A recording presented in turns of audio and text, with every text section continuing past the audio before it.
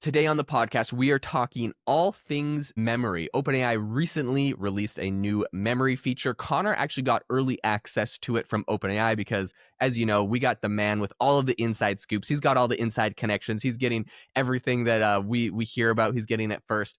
And so he's going to tell us a little bit about his experience testing it out before the public launch. And then we're going to talk a little bit about the fact that Grok has also just added it as of, I believe, yesterday. So a lot of cool things going on with this. But Connor, tell us a little bit about your experience with OpenAI's memory feature and what you think is cool about it. Yeah, it's awesome, right? And I think that we've all been waiting for this, and more. Jaeden, you and I talk about this a lot about memory in ChatGPT. And by the way, this is not unique to ChatGPT, as you're just saying. Grok has it now. Everybody's starting to have it. Copilot will have it. A lot of different large language models are going to or already have memory.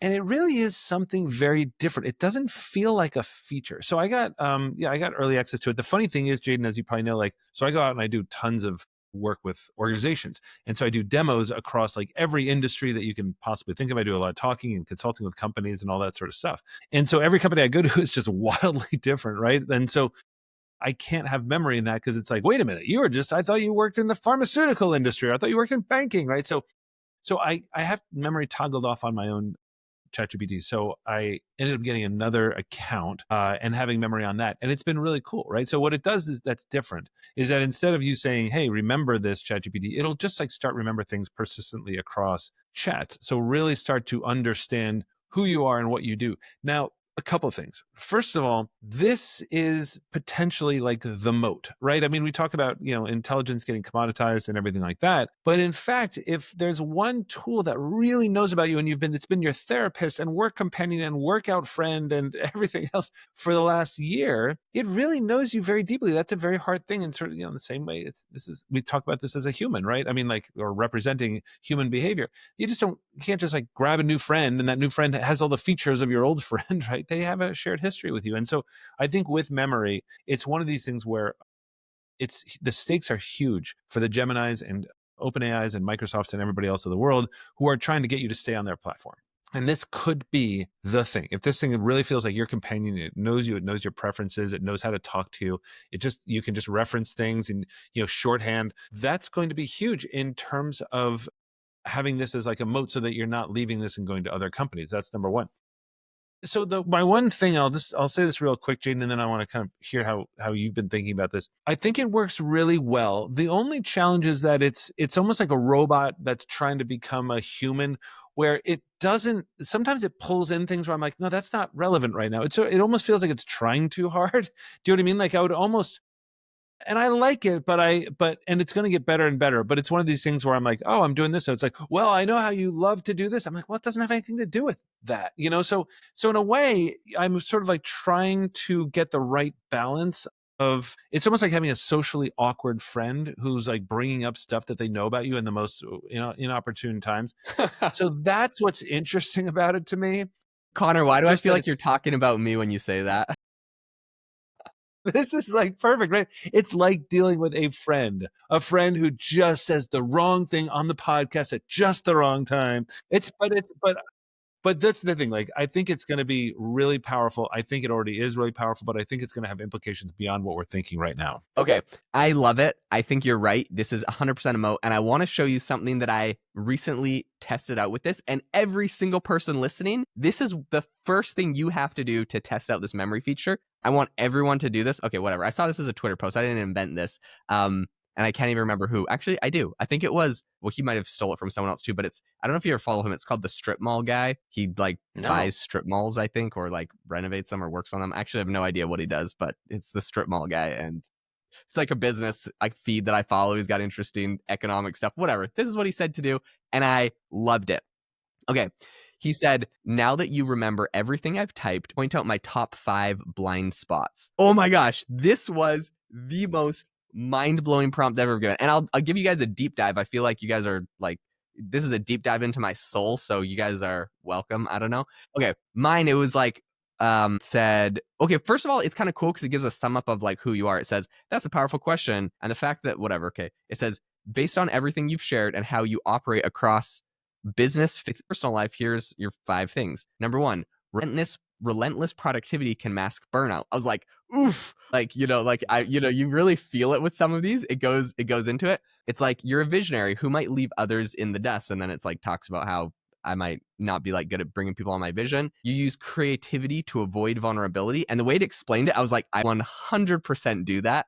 Wow. You might underestimate the power of delegation. And it talks about like how I end up doing a lot of stuff. The only thing I'll say on this is that I'm actually doing this on my business account. So I have all of my employees, interns, virtual assistants using this same account. So the Right, delegation right, right. one, I think I'm doing this. It thinks I'm doing all of the things, but That's whatever. really funny. Says faith and perfectionism sometimes clash. Anyways, this was really, really cool for me to do a deep dive on.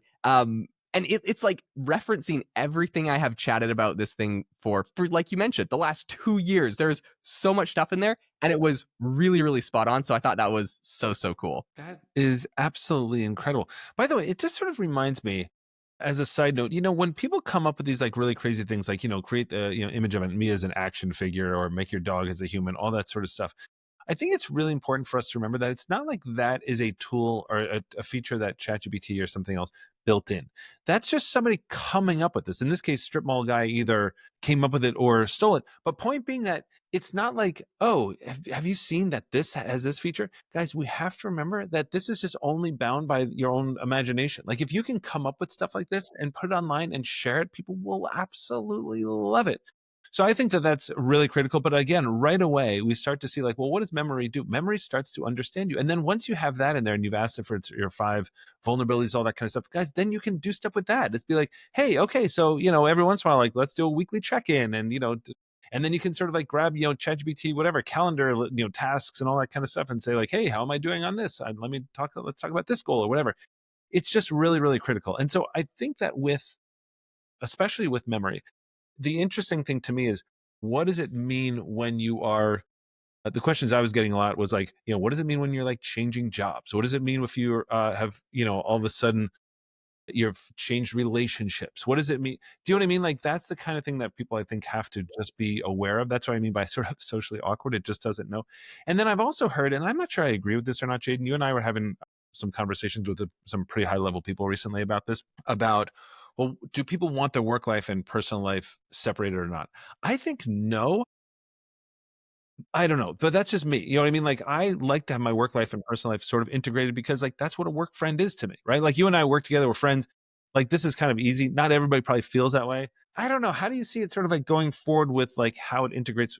Because this is what, like I was just looking at that list for you, right?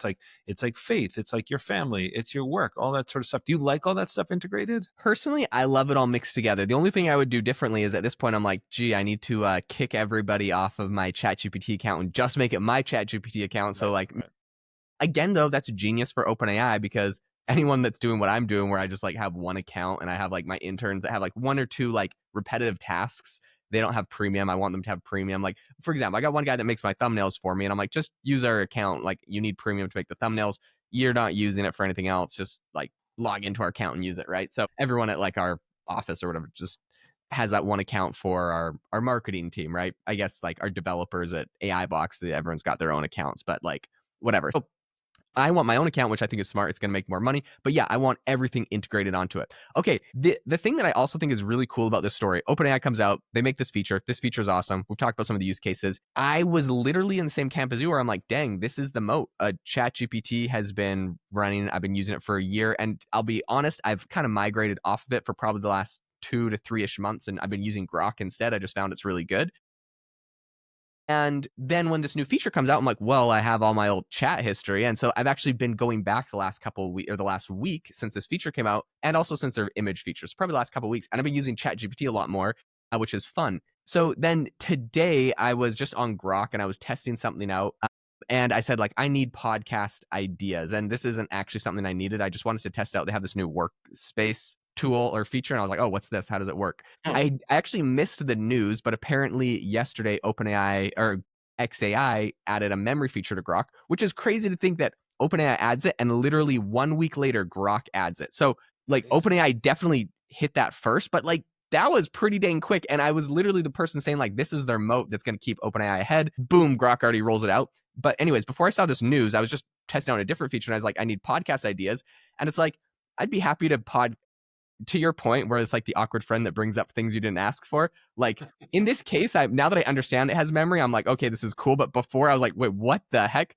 Because it was like, Yeah. I'd be happy to help you brainstorm based on your past conversations. You're passionate about Christianity, AI, entrepreneurship, podcasting. You run a podcast studio. You do faith-based events. Like it like goes through all of these. I'm like, what the heck? Like it's funny because I'm like, how did you know? Like obviously it knew, but like I didn't know it had this feature, so it was like super weird. And then it goes into like all of these very specific and, if I'm being honest, like very good ideas Yeah. because it can actually go off of my history. The recommendations it's giving me now in the past, right? You might have tried ChatGPT, you might have tried Grok or whatever else, and you've been like, hey, give me like 10 good ideas, 10 good business ideas, right? And it'd be like, okay, well, here's like business ideas. They're like random. Now that it has your history, it's like, well, you happen to be obsessed with Michelin tires. Maybe you Good. should sell tires, or maybe you should sell tire oil, or like, you know what I mean? Like, if you Yeah. are obsessed with a specific thing, you talk about it a lot, it's gonna cater to you in so many different ways that make this so personalized. So I am absolutely thrilled, and I'm very, very impressed that Grok has this 1 week later.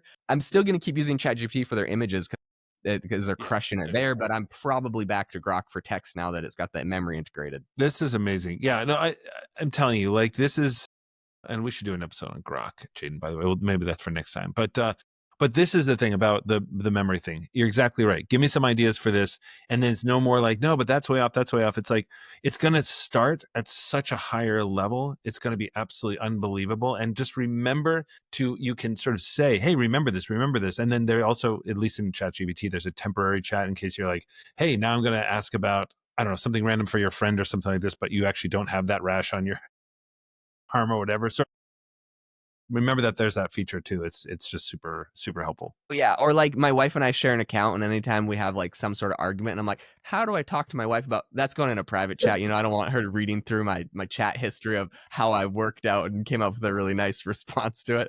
Just kidding. But thank you so much everyone for tuning into the podcast today. We really appreciate every single one of you as listeners. We're excited to share our journey. I hope you can see that Connor and I are genuinely like just excited people about everything going on here. We're very optimistic about it, and we really believe that this can help you grow and help scale your career. So that's why we bring this show to you. We hope that it helps. If there's anything you could do to say thank you, it would be to leave a review on the show. We read all of your reviews, honestly. We love them. They really give us motivation to keep going on this show. It's a ton of fun. And we feel like we're just one giant co-working office space somewhere between the podcast and LinkedIn where we get all of your comments, your feedback. We love to interact with all of you. So thanks so much for dropping comments and reviews. We really appreciate it. We hope that you all have a fantastic rest of your day.